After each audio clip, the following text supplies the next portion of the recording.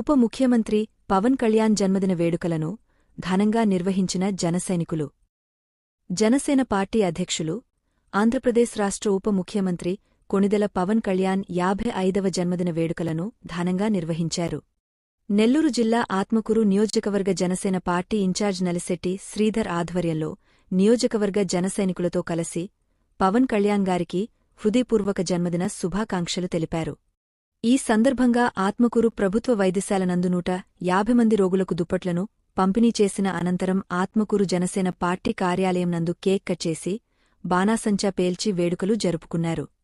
శ్రీధర్ మాట్లాడుతూ ఈరోజు రాష్ట్రవ్యాప్తంగా ప్రజలు ఎంతో సుఖ సంతోషాలతో జీవించే విధంగా పాలన సాగస్తున్న కూటమి ప్రభుత్వ నిర్మాణం వెనక పవన్ కళ్యాణ్ కృషి అనిర్వచనీయమని తెలిపారు.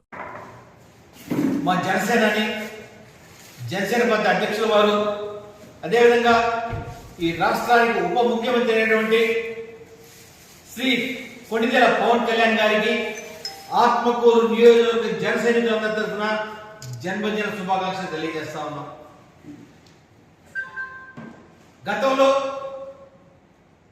ఒక రాక్షస పాలన ఈ రాష్ట్రాన్ని పరిపాలించింది. రాక్షస పాలన ఈ రాష్ట్రం నలిగిపోయింది.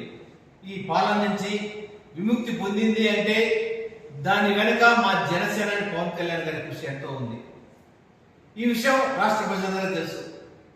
దేశాన్ని ప్రపంచంలో అతి పెద్ద నాలుగో ఆర్థిక వ్యవస్థగా తీర్చిదిద్దిన దార్శనికుడు నరేంద్ర మోడీ గారిని ఈ కూటమికి ఒప్పించడం అయితేనేమి, అదేవిధంగా 40 సంవత్సరాల రాజకీయ అనుభవం కలిగిన చంద్రబాబు నాయుడు గారిని ఈ కూటమి ఏర్పాటులో సహకరించడం అయితేనేమి, నిరంతరం అనుక్షణం పేదల పక్షాన పేదల గురించి ఆలోచించే పవన్ కళ్యాణ్ గారి తపన ఈ కూటమి ప్రభుత్వానికి ఎంతైనా సందర్భం తెలియజేస్తా ఉన్నా.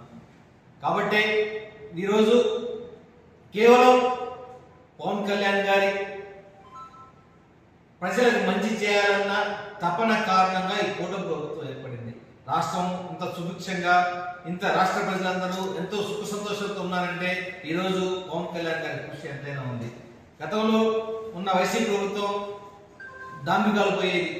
వచ్చే 30 సంవత్సరాల ప్రభుత్వం మాదేని ఆ డాంబికాలను దించి కొమ్ములు వంచి మోకాల మీద నిలబెట్టి కేవలం 11 స్థానాలు పరిమితం చేశారు రాష్ట్ర ప్రజానీకం. కానీ మాకు తెలిసినంత వరకు ఈ కూటమి ప్రభుత్వం ఎంతవరకు అయితే ఉంటుందో, ఈ కూటమి భాగస్వామ్యం ఎంతవరకు అయితే ఉంటుందో అంతకాలం రాష్ట్రంలో ఈ కూటమి ప్రభుత్వం కొనసాగుతుందని చెప్పి సందర్భంగా